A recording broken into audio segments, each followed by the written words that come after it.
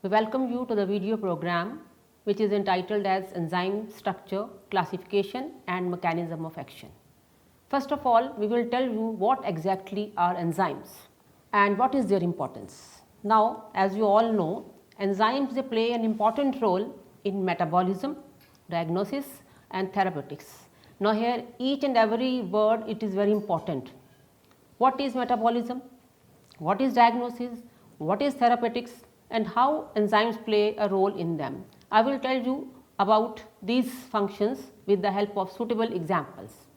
All biochemical reactions they are enzyme catalyzed in the living organism. Level of enzyme in blood are of diagnostic importance.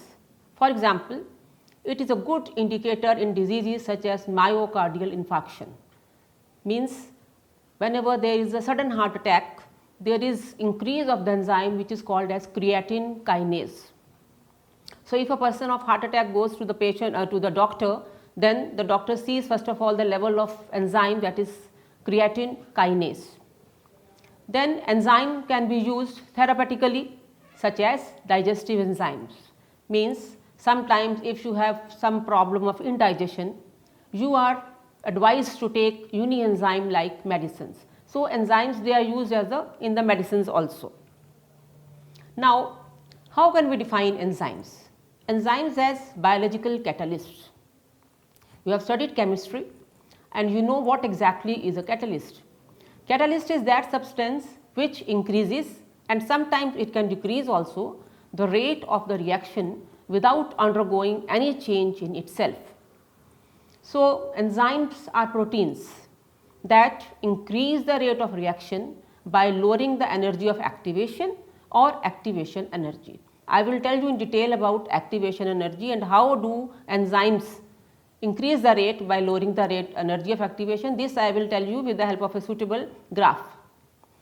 They catalyze nearly all the chemical reactions taking place in the cells of body and they are not altered or consumed during reaction as per the nature of the catalyst. They are reusable, means once the product is formed, then enzyme it can be reused for the another reaction. And do you know or can you imagine that the reaction which takes place in our body in just minutes or seconds or hours, it could have taken years if enzymes were not present. So, you can just imagine the importance of the enzymes, though they are required in small quantity, but their importance cannot be undermined.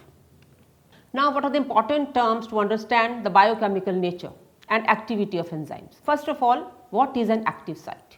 It is that area on the enzyme where the substrate or substrates attached to it is called the active site. Enzymes they are usually very large proteins and the active site is just a small region of the enzyme molecule. It means the entire enzyme that will not be the active, it will be only a small site which is active. And enzymes they are usually large proteins, but sometimes these enzymes they can be riboenzymes also. In this what happens, the enzymes they are of ribose nature. So, these are also a small number of enzymes which are the category of riboenzyme. Generally enzymes are proteinaceous in nature. Now, what is active site? Enzyme molecule they contain a special pocket or cleft called the active site. As you can see here, what is the active site? What is the substrate? In the enzyme, the brown color structure that you are seeing here, that is the enzyme in which you can see some furrows, and on this the substrate it attaches. As a result of this, there is the formation of a complex which is called as enzyme substrate complex, then it forms the enzyme product complex or EP, and then the product it leaves the active site of the enzyme. Now, substrate, what exactly the substrate? That is the reactant. In the biochemical reaction it is termed as substrate. When a substrate binds to an enzyme, it forms an enzyme substrate complex, as you can see in the figure. In enzymatic reactions, the substance at the beginning of the process on which an enzyme begins its reaction, it is called as substrate. Apoenzyme and holoenzyme. Now, these are very important terms. Enzyme without its non-protein moiety, it is termed as apoenzyme and it is inactive. Holoenzyme, it is an active enzyme with its non-protein component also, as you can see in the structure. And the non-protein moiety which is there, this is termed as apoenzyme and it is inactive. Now, important terms to understand the biochemical nature and activity of enzyme. Now, as I mentioned that there is a non-protein chemical compound which is bound, and this is in general it is termed as cofactor, and these cofactors are of two types, that is coenzymes and prosthetic groups. Now, types of cofactors. Coenzyme, the non-protein component loosely bound to apoenzyme by non-covalent bond. This is very important. They are bound by a loosely non-covalent bond. You know that covalent bonds are stronger, but non-covalent bonds they are weaker. Examples: vitamins or compounds which are derived from vitamins. Then prosthetic group, the non-protein component which is tightly bound to the apoenzyme by covalent bonds, it is called as a prosthetic group. So, from this definition you can make out that coenzymes are loosely bound to the apoenzyme and prosthetic groups they are tightly bound to the apoenzymes. Now, the structure of enzyme, as you can see, enzymes they can be complexes or holoenzymes or they can be simple. Then apoenzyme, cofactor, then cofactor it can be further of two types as I mentioned here, prosthetic groups, coenzymes. Prosthetic groups they are usually small inorganic molecules and they are usually tightly bound to apoenzyme. Coenzymes they are large organic molecules. They are inorganic molecules, they are organic molecules and they are loosely bound to apoenzyme. Now, enzyme specificity. Enzymes they have varying degrees of specificity for substrate. This is very important. They may recognize and catalyze a single substrate, a group of similar substrates, a particular type of bond, and based on these three major categories they are differentiated in three categories. Now, the three types of specificities are absolute, group, linkage. In absolute, they catalyze one type of reaction for a single substrate, means single substrate, single reaction, absolute. Example, urease, it is an enzyme which catalyzes only the hydrolysis of the urea. Group, that is catalyzes one type of reaction for similar substrates. For example, hexokinase adds a phosphate group to hexoses. Linkage, they catalyze one type of reaction for a specific type of bond. For example, chymotrypsin, it catalyzes the hydrolysis of peptide bonds. Now, as I was mentioning that how enzymes they lower a reaction's activation energy. Now, in A you can see the reaction it is without enzymes and in B the reaction it is with enzyme. Now, you can see example it is given of lactose. You know lactose it is a disaccharide which is made up of glucose plus galactose. So, if you have to break lactose into glucose and plus galactose it is done with the help of enzyme. And as you can see in the graph that activation energy without enzyme it is so much. In the yellow curve you can see the upper curve, that is there is so much of the activation energy it is there. But with enzyme, when it is with enzyme then you can see that the energy that is lowered. Now, the activation energy it is less energy it is required. Now, what are the important terms to understand the biochemical natures? All chemical reactions they require some amount of energy to get them started, or we can say it is first push to start the reaction. This energy it is called as the activation energy. Now, what is the mechanism of action of enzyme? This is very important, that how in our physiological processes enzymes they act. Enzymes increase the reaction rate. How? As we have seen in the graph, by decreasing the activation energy. Once the activation energy is lowered, then enzymes they increase the reaction rates. Then enzyme substrate interactions. How do there is a formation of enzyme and substrate complex? There are two models for this. One is lock and key model and second it is induced fit model. Now, in lock and key model you can see Active site, it has a rigid shape. Only substrates with the matching shape can fit. The substrate is a key that fits the lock of the active site. Now, you can see the diagram. We have mentioned here the key, and then we are mentioning here the substrate. So, substrate, that is a key which fits into the lock. So, what is a lock? Lock is the enzyme.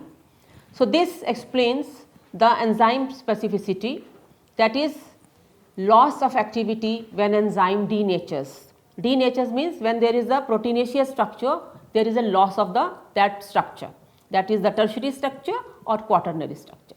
So, you can see that for a typical lock there is a typical key. So, as one lock it can be opened with the help of only one key. So, similarly we can say that one substrate, one enzyme. So, that is the specificity which is called as a lock and key model. Now, in this model, the active site has a rigid shape. Only substrate with the matching shape can fit. The substrate is a key that fits the lock of the active site. Now, here you can see in the lock and key model, in the left hand side where E it is written, that is enzyme, active site that is given as a furrow, plus there is substrate, and you can see in the third diagram that E and S within the active site of the enzyme, the substrate it is binding. Now, induced fit model. In induced fit model, the active site it is flexible, it is not rigid, as we have seen in the lock and key model. The shapes of the enzyme, active site and substrate, they adjust to maximize the fit, which improves the catalysis. There is a great range of substrate specificity. This model is more consistent with the wider range of enzymes.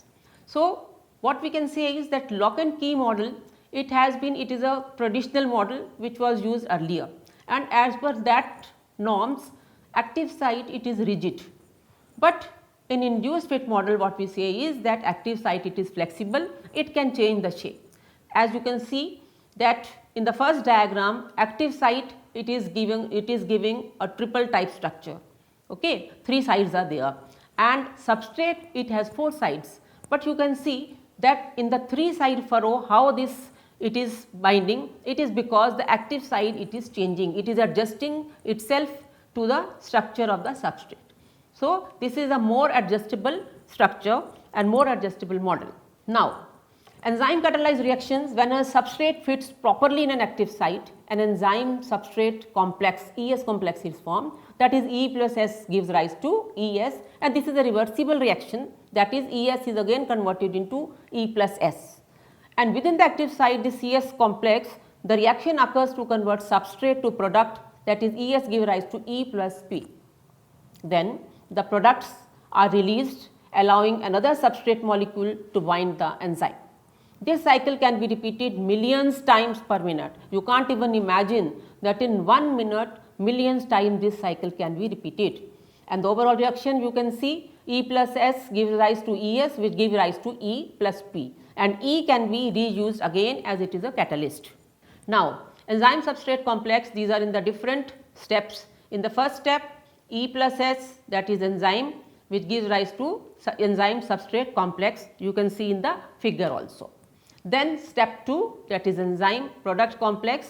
Here what happens, ES to EP, there is a transition state in between. It is not that ES is directly converting to EP, in between there is a transition state. Then the product, the enzyme and product, they separate, and an enzyme, this product is made and the enzyme is ready for another substrate. Then we come to the what affects the enzyme activity. These are very important, that there are different factors which enhance or which increase or decrease the reaction of or the rate of reaction. They are environmental conditions, cofactors and coenzymes, and enzyme inhibitors. Environmental conditions, extreme temperatures, they are the most dangerous. As I mentioned earlier, that most of the enzymes, they are protein, and high temperature they may denature or unfold the enzyme. pH most of the enzymes, they work on the neutral pH, that is 6 to 8 range, and third, that is the substrate concentration for the rate of reaction. Now, cofactors and coenzymes. Inorganic substances like zinc, iron and vitamins, they are sometimes needed for proper enzymatic activity. For example, iron must be present in the quaternary structure, as we know that hemoglobin, for example, and it is very important to pick up the oxygen. Then we come to environmental factors, and in environmental factors the temperature, it is very important. As you can see in this graph, it is a bell shaped graph where you can see that as you are increasing the temperature, the rate of reaction, it is increasing, and human body temperature, it is 37 degrees Celsius. Now, you can see the optimum activity of enzyme, that is between 30 to 40, or you can say 30 to 41, and after that this activity declines, because now there is a denaturing of the proteins. So, that is the optimum activity you can see on the top of the graph. Then pH. pH also affects the rate of enzyme substrate complexes. As I mentioned earlier, most enzymes, they have an optimum pH of around 7, but sometimes they prefer acidic or basic medium. As you have seen here, the digestive enzymes, that is pepsin or trypsin, which act on proteins to convert them into amino acids. These act on the low pH, that is acidic pH, and in the center, that orange or reddish color graph, that is for the human amylase, which acts on the saliva, and this enzyme, it acts at the basic medium, as you can see. Now, substrate concentration and reaction rate. The rate of reaction increases as substrate concentration increases at constant enzyme concentration.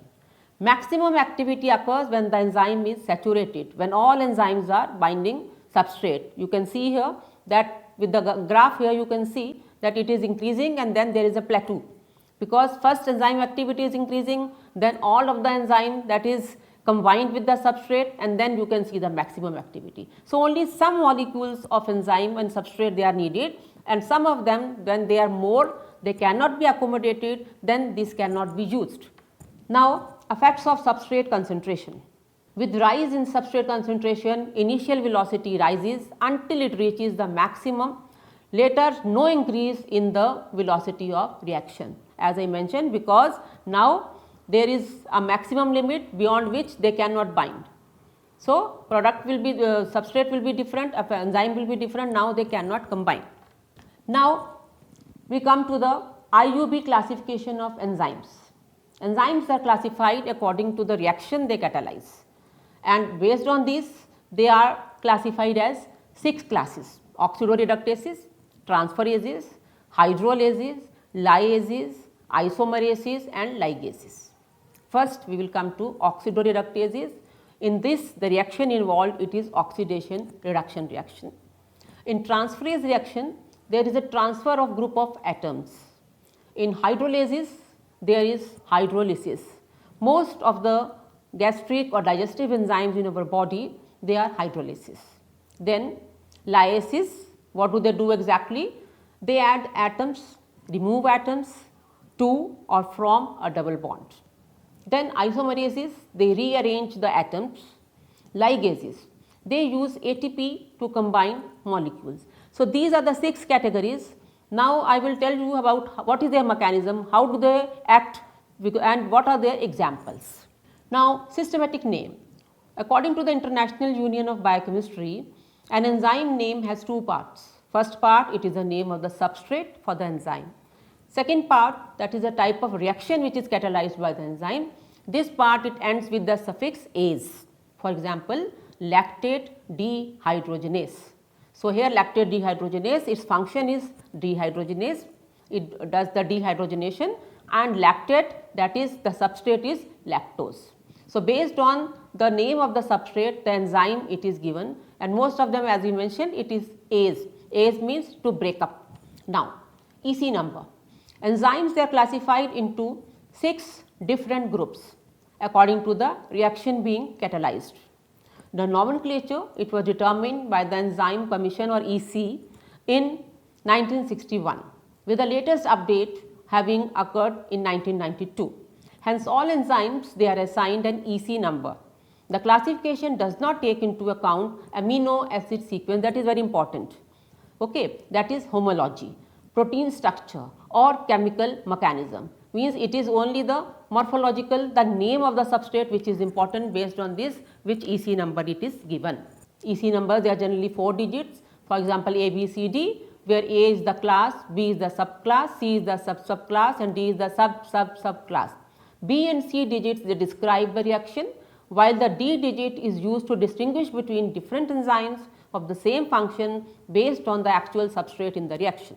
For example, alcohol NAD plus oxidoreductase EC number is 1.1.1.1.1. Now, the first category, that is oxidoreductases, they catalyze, this is very important sentence, they catalyze the transfer of hydrogen or oxygen atoms or electrons from one substrate to another. Since these are redox reaction means reduction plus oxidation. So, an electron donor or acceptor, it is also required to complete the reaction. For example, you can see here AH2 plus B. So, what it gives is A and H2 combines with B, so it forms a BH2, and examples are oxidases, dehydrogenases, reductases, transferases. They catalyze group transfer reactions excluding oxidoreductase, which transfer hydrogen or oxygen, and they are EC1. These are of the general form AX plus B. So, what happens, X combines with B, so it forms a BX and then A is separated. Example, transaminases which transfer amino groups, kinases which transfer phosphate group, and creatine kinase, it is very important metabolically. Then hydrolases, as I mentioned earlier, most of the gastric enzymes, they come under this category, for example lipase, esterase, amylase, peptidase, etc. So, they catalyze the hydrolytic reactions, for example AX plus H2O. So, what happens, X combines with one OH, so it forms XOH plus AH. Then we come to lyases. Now, lyases are important category, they catalyze non-hydrolytic converted into EC3, covered into AC3, removal of functional groups from substrates, often creating a double bond in the product, or the reverse reaction, that is addition of functional groups across a double bond, AX plus BY. So, here you can see AB plus XY. For example, decarboxylases, aldolases, dehydrases, deaminases, synthases, etc. Then we come to isomerases, that is cis transformation. This catalyzes the isomerization reaction, including apomerization and cis trans isomerizations. Here what exactly happens is, there is the A is coming into the A dash or A comma, means it is one is the cis configuration and one is the trans configuration. Then we come to the ligases. Ligases, they are important because they catalyze the synthesis of various mostly CX bonds which are coupled with the breakdown of energy containing substrates, usually ATP. As you know, ATP, it is the energy currency of cell. So, what exactly happens, A plus B gives rise to AB, and this is because of the ATP, it is converted into ADP plus B, for example synthetases and carboxylases. And you must be knowing the synthesis of DNA, synthesis of RNA, where DNA, it is polymerized, and this polymerization, there is a formation of very small DNA segments which are called as the Okazaki segments, and these segments, they are united by the enzymes which are known as the ligases. Now, so what we have studied or learned in this video program, it was basically what exactly are enzymes. As I mentioned, enzymes, they are proteinaceous in nature except riboenzymes. Then how and what are the various factors which affect, that is main are the temperature, pH, substrate concentration. Then what is the classification of the enzyme, they are classified based on the substrate on which they act and what are the different types of reactions, and based on that they are classified into 6 categories. Then we have mentioned that how do they act in the body, what is their importance? Their importance is that generally they increase the rate of reaction in the form of the catalyst, and the another thing is that they lower the activation energy, due to which the rate of reaction it is increased, and there are different models for the enzyme functioning, and different models are lock and key model, induced fit model. Lock and key model, it is an old model, it is a bit conservative model where the active site is considered to be rigid, and then another model, that is induced fit hypothesis or induced fit model, where the active site it adjusts according to the substrate and there is a change in the configuration, and most of the enzymes they do follow the induced fit hypothesis.